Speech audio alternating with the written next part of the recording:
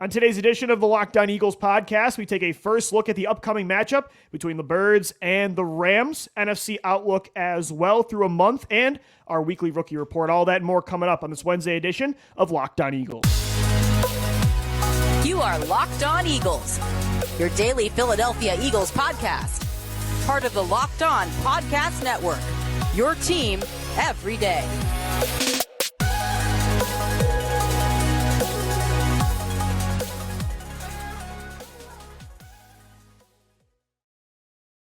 So much for making Locked On Eagles your first listen each and every day. Welcome in, Eagles fans, to this Wednesday edition of the podcast, part of the Locked On Podcast Network, your team every day. Louis DiBiase alongside Gino Camilleri. Eagles-Rams coming up this week. The Eagles trying to get to 5-0 for the second season in a row. The Rams right now at 2-2. And Gino, this is going to be a good test. Again, the Rams are nowhere near the team I think won the Super Bowl in 2021. That felt like a super team in the NFL, the closest thing you can get in football on both sides of the ball. But at the same time, they still have some legitimate difference makers on both sides at key positions, at quarterback, on the defensive line, at receiver. And so I think this is going to be one of the tougher tests the Eagles have faced this year. This is one of the younger teams in the National Football League, but don't mistake youth with inability to play, because if you've watched their tape, they've put together some very, very good performances over the first 4 weeks, especially on the offensive side of the ball. And we talk about how good Jalen Carter has been. Well, folks, there's a player on the other side of the ball that's been better than our prince who was promised in Jalen Carter and Aaron Donald, who is always somebody you have to be cognizant of. But this game, Lou, it's the first game of a 2-game road stretch. You go play in LA, then you come home and you're going to play against the Jets in New Jersey. I'm sure that'll be a road game or a home game almost. And so will this LA one. I know the Eagles fans will travel, but so far we are way removed from that 2017 game, Lou, which was arguably the best game I've watched in my life. Eagles, Rams, Wentz, Goff. But now you're looking at a Matt Stafford and a younger roster going against Jalen Hurts, who is in this position of what the Rams were just 2 short years ago. But at the same time, they still have Sean McVay. They still have a veteran Matt Stafford. They have a defensive front that can make you pay. But it is a young team. The Eagles should come out on the road in an environment that will probably be pretty friendly to them. And I expect a good performance, Lou, especially after last week. I thought they're getting on track when it comes to the offense. Defense should bounce back. Hopefully it's this game. It is interesting because I feel like it's kind of similar. The Rams right now feel like the Eagles coming off that 2019 season where finally those contracts, they caught up to them. They had a long, 3 to 4 year window, just like the Rams did. I mean, they made 2 Super Bowls. They made the playoffs in 6 years straight. So that window where, F them picks, that whole movement, they went all in on it. They definitely got the most out of it. But now it's like, okay, they have to go younger. They got to go cheaper around their quarterback. And they're a good but not great team as a result. And I think that's kind of interesting. They went a lot farther in, though, with the aggression than the Eagles did. So I think it's taking them longer to, I feel like this rebuild's going to be, or retooling will be a little bit longer than what it took the Eagles after that 2020 season. But at the same time, as you mentioned, still some legitimate playmakers. And one of them is their quarterback, Matt Stafford, who looks a lot like his 2021 self. Last year, clearly he was hurting. This is the best quarterback I think they've played yet. And he's got surprisingly good receivers. Like on paper, if you said heading into the year, he's got Puka Nacua and Tutu Atwell and Van Jefferson, you'd be like, damn, this team's going to... They were talking about it. People thought the Rams were going to be competing with the Cardinals for a top pick. Some thought they were tanking for Caleb Williams, but Puka Nacua has 500 yards already this year on 39 catches. Tutu Atwell's been good too. So this is a tough test for an Eagles secondary that's struggling, especially against this style of receiver, Gino. These are shifty, smaller slot receivers that are going to try to eat over the middle. And that's where the Eagles have kind of been struggling, although they did make a signing yesterday. They did make a signing yesterday. I like that little preface. Maybe a guy named Bradley Roby will potentially be on the Eagles squad come Sunday. Currently, he is signed to the practice squad. He will be practicing today. But if you don't know who Bradley Roby is, he is a veteran. He is a primarily nickel corner. He is very reminiscent to the signing the Eagles made a couple years ago in Nickel Roby Coleman. I love that his name was Nickel. Yeah, he's much better. I love that his name was Nickel Roby Coleman and he played nickel. Like, how perfect was that? But Bradley Roby, he just turned 31. He just got cut by the Saints a little over a month ago, August 29th. So they want him to come in, learn the defense. He should be all ready to go, hopefully this week, maybe next week. But Lou, to your point of having to take Tutu Atwell and Puka Nacua and Van Jefferson very seriously. They have to. It has a lot to do.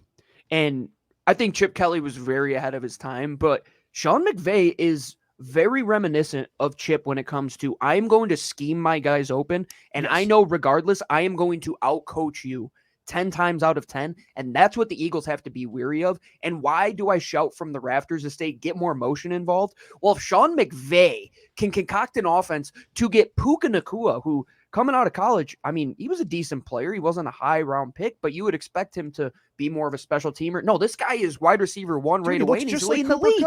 He looks just like Cooper Kupp out there. And yeah, I think it does say a lot about Atwell, who was a second-round pick. He was talented, and, Nacua is definitely more talented than I think his draft stock showed. But you're right. A lot of it has to do with Sean McVay, the spacing this offense creates, how good Matt Stafford has been, too. Again, he looks like his 2 years ago self that was Super Bowl MVP. So the Eagles definitely have their work cut out. I like the Roby signing.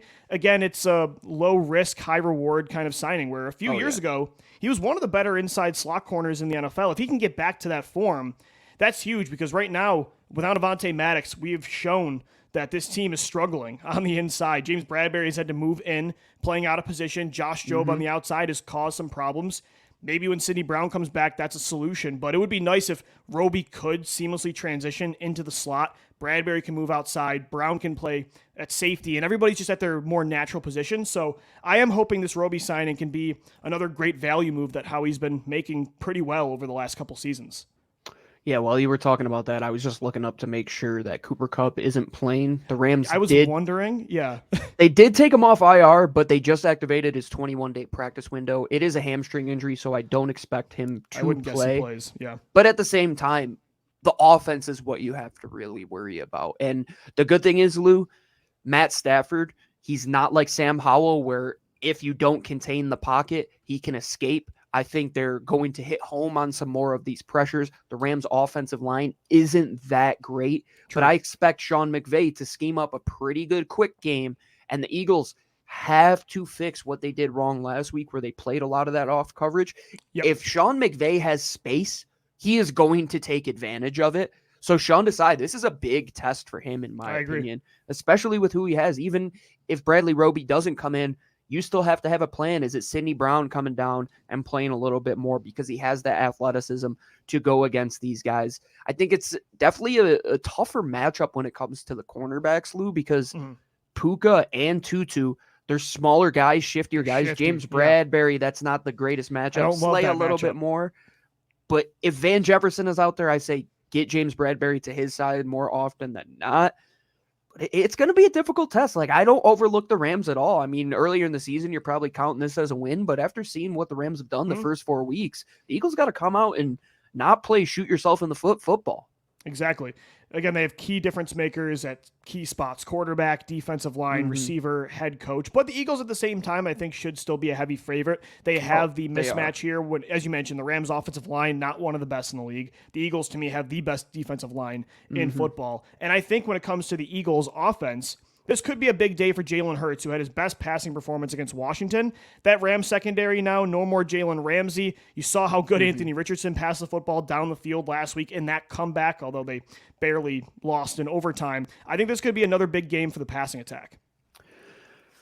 Jalen Hurts in this offense should take advantage of that young group that they do have in the secondary for the Rams. And the thing is, the Eagles have playmakers, and the Rams don't have many of them. Like, you're not coming into a Jalen Ramsey world anymore. No, dude, where it's like Aaron Donald and who else is on this defense? Exactly. It's like one side of the field is getting taken away for you when Jalen was there. Now it's a committee approach on that defensive side of the football. And I love what you said about AR getting that ball down the field last week. They should look to replicate exactly what Shane Steichen did last week. And if you don't think Nick is giving Shane a call and saying, hey, what worked well for you guys last week, because we're going to try and use that, I'm with you, Lou. And this should be a game that if you walk out of it, I think I take the same approach as last week, where it should be close. Hopefully it works out a little bit better than last week, but it should be close for like 2 quarters, 2.5 quarters, I suspect. But then the Eagles, the experience, the depth, the better overall quality of the roster, I think it's going to just take shape, and they're really going to hit home. And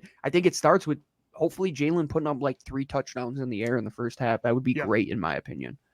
I agree. It's going to be a good game. We've got crossover Thursday tomorrow with the guys over at Locked On Rams to continue to dive into the matchup. I want to take an overall look at the NFC conference right now, though, Gino, through a month, because the conference looks way better than I thought heading into the year, kind of like the Rams. They are a much better team than we thought. So we'll get into that coming up next right here on Locked On Eagles. And today's show is sponsored by eBay Motors. Our partners at eBay Motors have teamed up with Locked On Fantasy Football host Vinny Lyer to bring you some of the best fantasy picks each week all season long. Whether you're prepping for a daily draft or scouting the waiver wire, every week we're going to provide you players that are guaranteed to fit on your roster. So let's see who Vinny has picked out for us in this week's eBay's Guaranteed Fit Fantasy Picks of the Week.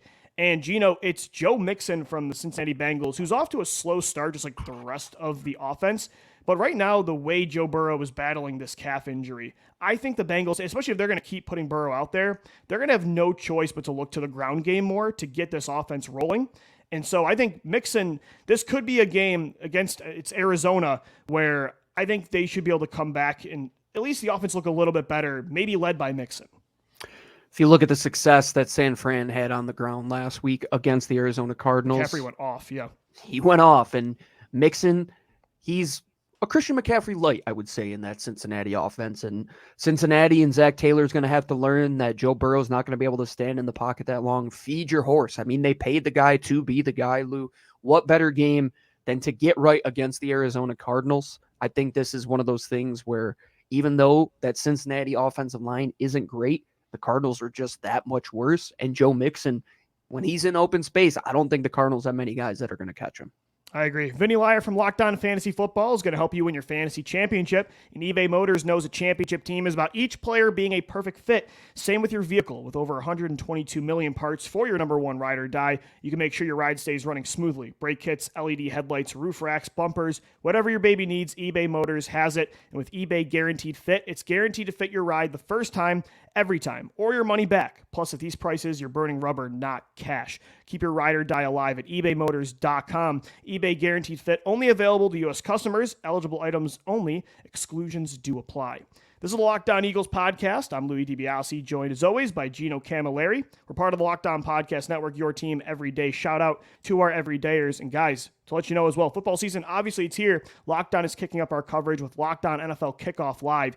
Each Friday, Locked On's going to go live at 2 p.m. Eastern Time on every Locked On NFL YouTube channel. Host Tanisha Batiste, Jarvis Davis, and Kyle Krabs will break down every game on the NFL slate to get you ready for your team's matchup, your fantasy lineups, the betting angles, and more. Plus, get the in-depth local analysis from our stable of NFL hosts across the country who know these teams better than anybody. Find Locked On NFL Kickoff Live every Friday at 2 p.m. Eastern Time on any Locked On NFL YouTube channel, including our own.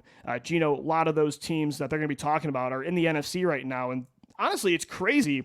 Heading into the season, we said it's the Eagles and then any other threat to a real Super Bowl chance this year outside of the 49ers, of course, is in the AFC conference. It just looked like a complete gauntlet over there, especially from a quarterback perspective. But wildly enough, the NFC actually looks like the deeper conference right now. And when you look at the out-of-conference records, the NFC looks better. And it's interesting. There are a lot of teams that, again, there's not a lot of star quarterbacks, but a team the Eagles are playing this week, the Rams, there's just many teams in this conference right now that I said, wow, they're way better than I thought they were going to be. I think some of the records might skew how you look at the NFC versus the AFC, like Cincinnati having a worse record than Atlanta. Yeah. Like, don't let that fool you. Well, that's a good point too. Sure. Yeah. Atlanta isn't a great team. They don't deserve to have 2 wins, in my opinion. Like, they're not a very good football team. No, but same with the Saints, I would say.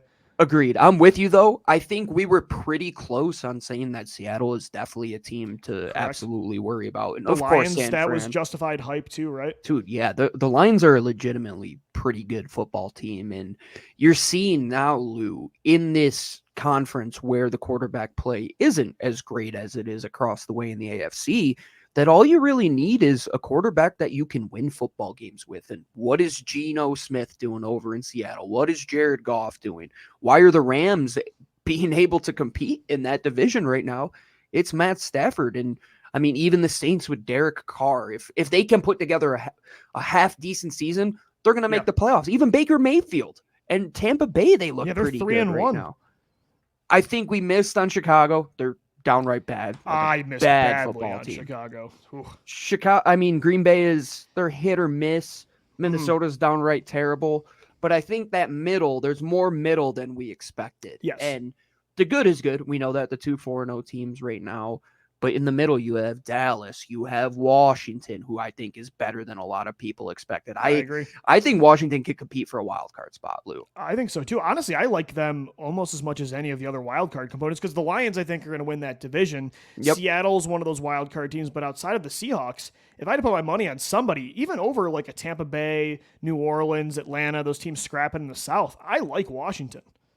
In my opinion, the Washington of this year looks better than the Giants of last year who made the playoffs. I actually agree with you on that. Yeah.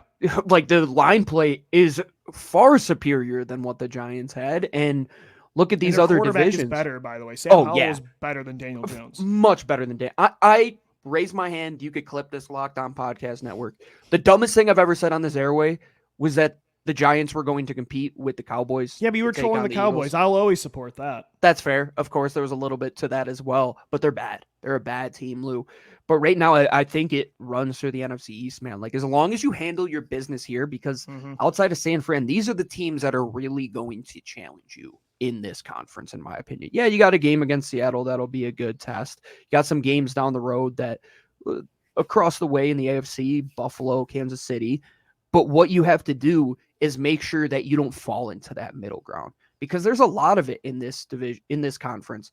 And being at 4-0 and being able to compete with San Fran, if you continue this streak, instead of slipping up and losing a game, which pushes you from like 3rd to 6th in the standings, it might just push you from 1st to 2nd, which is still pretty big, but you have to continue to win because the NFC, man, we thought it was going to be a lot worse and the parity wasn't going to be there. There's parity all over the board in every one of these divisions. I don't think there's a lot of great quarterbacks, but there's a lot of good offenses. Even you talk about Detroit, Seattle, Washington, Tampa Bay. Would you say any of them have an elite quarterback or a franchise quarterback? No. But as you mentioned earlier, you have quarterbacks you can win with, and you have weapons that you can win because of. You have offensive lines that you can win because of. So in that way, I think this conference is much better than I expected. I will say, though, it still feels like it's the Eagles and 49ers, and then it's the rest, both at 4-0, the only 2 undefeated teams left. In San Francisco, they look legitimate, Gino. I mean, this rematch, I do really feel is inevitable in the NFC Championship. And unlike you look at the rivalry that was brewing between the Eagles and Vikings back in 2017, 2018, that only really lasted 1 game.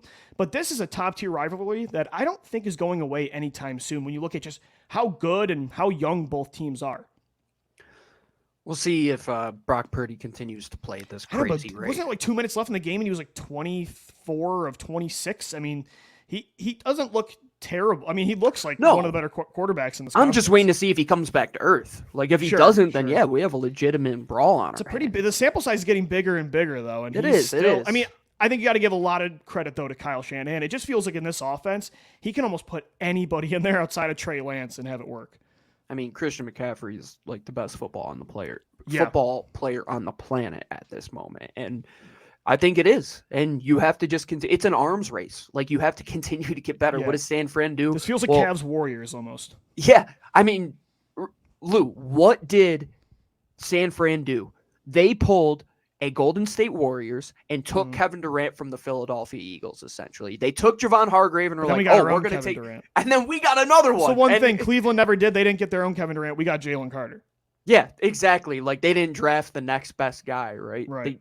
Who did they draft that? They drafted that one kid who was just should have never been drafted. I forgot who it was, but regardless, the Eagles and Niners, that's what it is, man. Like, that's the class. I think it's clear they have the best offensive lines. They have the best defensive lines. Yeah. The way San Fran flies around on defense, it's going to give the Eagles some problems, man. If they can't figure out how to go against zone defenses and defenses that can match man-to-man with them, but gladly, that's towards the end of the year, man. It's exciting, though. I like being a part of the big rivalries, and it just feels like this inevitable King Kong versus Godzilla fight at the end of all of it. And they got a regular season matchup, but I'm telling you, in the playoffs, the NFC is a lot better, but I think it's still destined to be the Birds and the Niners. Got to keep racking up wins, though. Coming up next against the Rams to get to 5-0. You want that 1 seed. You want them coming back to the link. you don't want to have to head over to, Northern California for sure. Gino, we mentioned Jalen Carter. Got to get to our weekly rookie report. Do you know where San Francisco is? Southern California? I'm like terrible with geography. Northern Cal. Isn't it in Northern Cal? Man. No, it's like towards the middle. It's towards the Okay, south so part, I wasn't fully wrong. I didn't say Southern Cal. But, Gino, we mentioned Jalen Carter. Rookie report coming up next. How did Carter look last week? What's Sidney Brown's role this week against the Rams? Tyler Steen promoted to the roster. Active, I should say, with the injury to Cam Jurgens. All that and more coming your way. This episode or show of Locked On Eagles, whatever you're doing, listening or viewing, is sponsored by BetterHelp. If you don't know what BetterHelp is by now, let me tell you. Myself, and I know Lou, even my wife, we have all used therapy in our life, and it's okay. It's okay to not be okay. But the one way to go about it is to use BetterHelp. And why is that? It's convenient, flexible, and it can fit your schedule. If you've never given BetterHelp a try, you can get in with BetterHelp today by going to betterhelp.com/lockedon. That's LOCKEDON to get 10% off your first month. All you have to do, get that app or go to BetterHelp, and you can talk with a therapist, share your experiences, and get everything off your chest and make your life a little bit brighter. It's convenient, it's easy, and it works on your schedule. I've used it. It's worked for me. I think Lou can attest to it as well. BetterHelp, they continue to be one of the great sponsors here at the Locked On Podcast Network. And above everything else, they make sure you and I have an excellent day. All right, this is the Locked On Eagles podcast. We're wrapping up a Wednesday edition of the show. Shout out to our everydayers. Thank you so much for listening to us first each and every day, Monday through Friday. Gino, it's time for our weekly rookie report. And it's been heavily featured by Jalen Carter so far this year, and that's going to be the theme again. The kid had 6 more pressures on Sunday against Washington. Should have had 2 sacks. Howell got away from 1. Carter was held on the other play.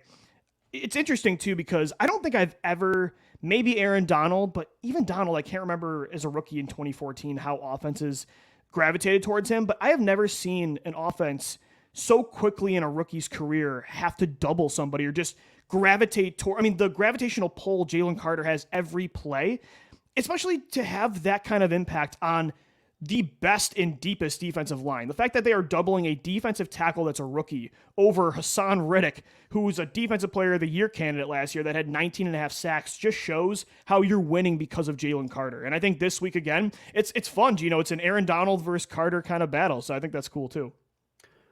As I've grown older, I appreciate trench play so much more.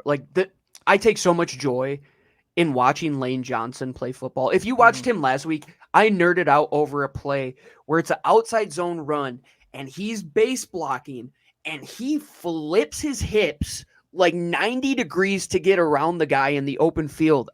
And I nerded out. It was like I was watching Star Wars, but for trench play. And that's what Jalen Carter and Aaron Donald are.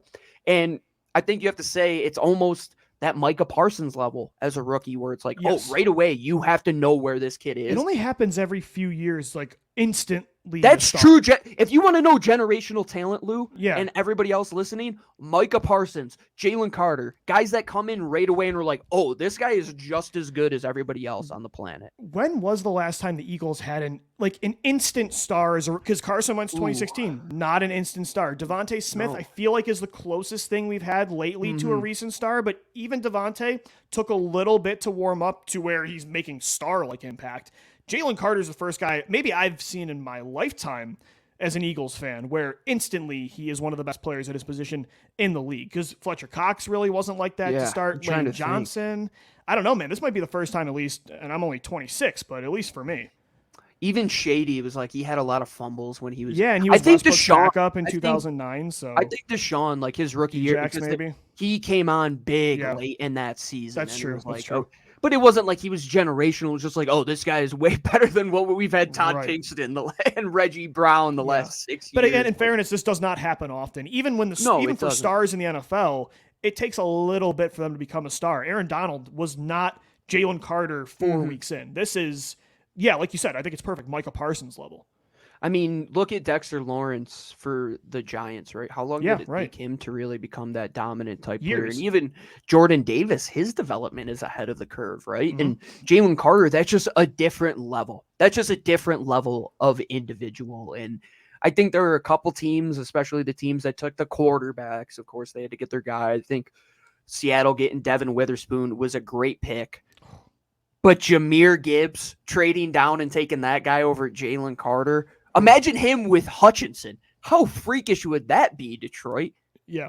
That's the craziest I don't know part. what they were thinking, Lou. I don't know. How did we get so lucky to get this guy who is quite literally the definition of a generational player? Mm-hmm. That's the perfect way to put it. It's a generational player, and I don't know in my lifetime if the Eagles have ever drafted a generational player in the first round. So that's huge. He's going to be big time this week. It's a fun matchup. We'll see if he can outshine Aaron Donald. PFF says Aaron Donald has more pressures this year. Next Gen Stats says Carter leads the league, so it depends on what platform you ask. So that's however you chart the game. Yeah, it's however you chart it for sure. Sidney Brown, Gino, another rookie we got to talk about. I think he's going to have a big role this week. We'll see what happens with Bradley Roby. They just signed him this week. Is he instantly going to start in the slot? Not so sure. If they want to move James Bradberry back on the boundary, which I think they should, I think it's a much better idea to put Sidney Brown inside, who's way more athletic and fast compared to Bradberry, to go up against Puka Nacua and Tutu Atwell, than having the alternative, which is Bradberry inside and Josh Jobe on the boundary. That's not an athletic enough duo against these type of receivers. Sidney Brown's role this week, very important. The only thing I worry about with Sidney Brown is if that hamstring isn't 100% That's healthy. a fair point. Yeah. This isn't the matchup to force him to play. That's true. Dude, trying to defend a quick twitch guy and you just shift the wrong way out of the blue and boom, you're out for 6 weeks. That would be and this is not a player you can afford to lose right now. No, not for 6 weeks, man. No, not at all. And yeah, luckily the trade deadline is coming up, but is there anybody that they can go and get? I like the option you have in house to have Sidney Brown be that guy until Bradley Roby can come in. And then when Roby's here, now that opens up that like Chauncey Gardner-Johnson, where you had Avonte versatility, where you can give those guys different looks, like pop one of them back to safety or like move one of them down in the overhang position. But right now it's like, we just have to play the best 3 cover guys we have because that's all you have at the moment. And Sidney Brown, if you look at that tape and see what he did in that game, I mean, made arguably the biggest play you've had out of a safety all season long against Mike Evans. He faked his own hamstring out. That's where he got injured, was on that play. He risked him and Reed Blankenship have literally given body parts to this team to help them win games. Yeah, so if his hamstring can go, that would be huge for this team with this type of matchup against the Rams offense. Gino, moving down the list here with rookies, Nolan Smith, like to still see a little bit more of a role for him on defense. You know what I thought about actually rewatching the Commanders game and thinking about Nicholas Morrow? I would love for them to dial up some blitzes with Smith. And we've mentioned this on the show a few times, but the way they're using Morrow, I would almost like to see them use Smith in that way too. What did I say multiple times when they drafted him? It's like, when do they just mug him up into the A-gap with another linebacker and let him go? It's inevitable. It has to happen. And against, Lou, a Rams offensive front that when it comes to pass blocking, it's not very good. No. I think they have a 24 when it comes to PFF pass block. Well, and that's why everybody said the Rams were going to be terrible this year, is because the offensive line was just not going to be able to hold up. They're still scoring in spite of it, and as you mentioned earlier, the quick passing game, but yeah, it's not good. It's not great at all. They are quite literally 24th when it comes to composite. This is from Ben Baldwin. They have a 24 on PFF, a 70 when it comes to Sports Info Solutions, and a 16 on ESPN. You talk about the Eagles' defensive front and guys like Nolan Smith, like you want to get that monkey off your back and really get that welcome to the NFL moment. Yeah. It seems like this is that week, and Matt Stafford is that guy that – he's a little bit older, folks. Like, he's not as athletic as he once was. And he hurt his ankle last week, too. So I don't know if he's going to be at 100% either. He did. And they don't have a top-notch run game. They're better running the football. They're the 9th best when it comes to composite run block win rate. But if they're passing the football, that defensive front, man, like, this is the game. They got 5 last week, Lou. I think 6 or 7 should be that number that you look for this week. And it's why I think the Eagles are still going to win this football game. Again, it's a tougher matchup for sure, but they have the mismatch when it comes to their pass rush and their passing offense. And so those are two keys that I think is going to get you a win this Sunday. We'll continue to dive into the matchup tomorrow, crossover Thursday with the guys over at Locked On Rams. We also have a show for you on Friday as well. We're a part of the podcast, the Locked On Podcast Network, your team every day. Locked On Eagles, Gino Camilleri and Lou DiBiase. Thanks so much for making us your first listen every day. We're going to sign off for now, though. As always, thank you for downloading, thank you for watching and listening, and let's go Birds. Fly, Eagles, fly.